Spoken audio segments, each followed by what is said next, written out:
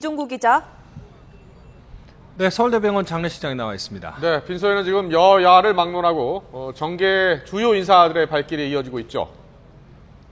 그렇습니다. 조금 전에는 임시 국무회의를 마친 황교안 국무총리 등 이 국무위원들이 단체로 이곳 빈소를 찾아 조문을 했습니다. 또 새누리당 김무성 대표와 서청원 최고위원, 김수환 전 국회의장 등 상노동계 인사들은 오늘 오전부터 새벽부터 빈소에 자리를 지키고 있습니다. 이명박 전 대통령과 새정치민주연합 문재인 대표, 김종필 전 총리 등도 유가족들을 만나 조의를 표했습니다. 특히 김영삼 대통령이 발탁한 대표적인 정치인으로 꼽히는 새누리당 김무성 대표는 고인의 영정을 보고 엎드려 오열하기도 했습니다. 김 대표는 김 전 대통령에 대해 최초의 문민 정부를 연 대통령이었고 대통령 재임 중에 그 누구도 흉내내지 못할 위대한 개혁 업적을 만든 불세출의 영웅이었다고 애도했습니다. 김 대표는 또 김 전 대통령을 수행하던 제자들 모두 상주를 하면서 장례 기간에 상주 역할을 충실히 하겠다는 말을 하기도 했습니다. 직접 들어보겠습니다. 대통령 재임 중에 그 누구도 흉내내지 못할 위대한 개혁 업적을 만드신 그런 불세출의 영웅이 있었습니다. 너무나 가슴이 아픕니다. 저는 김영삼 대통령의 정치적 아들입니다. 새누리당 서청원 최고위원 역시 빈소를 방문해서 대한민국에 큰 별이 져서 애통스럽다고 말했습니다. 또 김영삼 전 대통령과 함께 삼김 시대의 한 축을 이뤘던 김종필 전 총리도 휠체어를 이끌고 아침 일찍 조문했습니다. 야권에서는 새정치민주연합 문재인 대표가 오늘 일정을 연기하고 이종걸 원내대표 등 지도부와 함께 빈소를 방문했습니다. 문재인 대표는 차남 현철 씨에게 고인께서는 이 땅의 민주화를 이끈 주역이라면서 닭 목을 비틀어도 새벽은 온다는 정치 철학을 지금의 정치인들이 되새겨야 할 것이라고 말했습니다. 들어보겠습니다.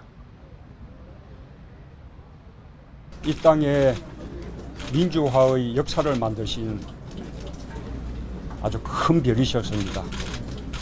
닭의 목을 비틀어도 새벽은 온다 라고 했던 김영삼 대통령님의 민주주의에 대한 정신, 철학 우리가 다시 기리고 계승할 때라고 생각합니다.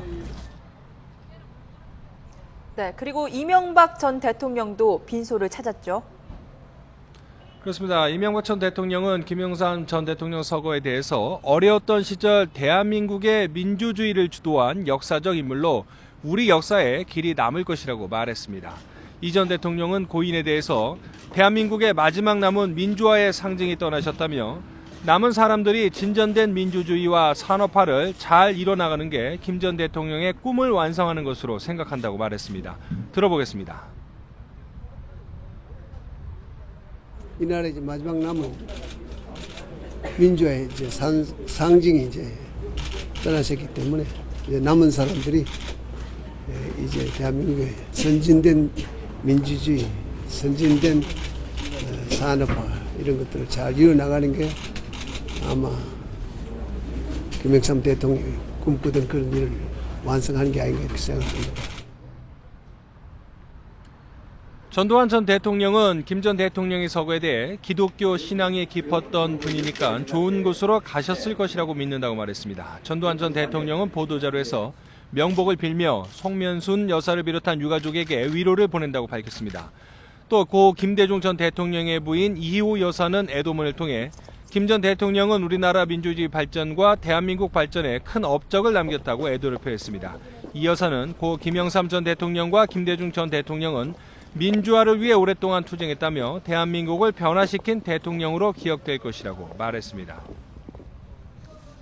네, 그리고 고 김영삼 전 대통령의 부인 손명순 여사 큰 충격에 빠져서 몸도 제대로 가누지 못하고 있다고 들었습니다. 지금 빈소를 지키고 있다고요?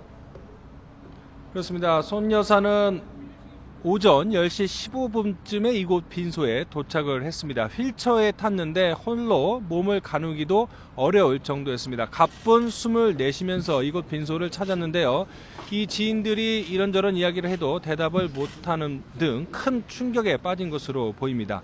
이 고령에다 충격 때문인 것으로 보이는데요. 차남인 현철 씨는 기자들에게 오늘 새벽 서거 당시에는 어머니에게 충격이 올 것 같아서 아침에서야 말씀을 드렸다 이렇게 말을 했습니다. 손 여사는 남편이 영면할 때 상도동 자택에 머무르며 임종하지는 못했습니다. 지금까지 서울대병원 장례식장에서 YTN 이종구입니다.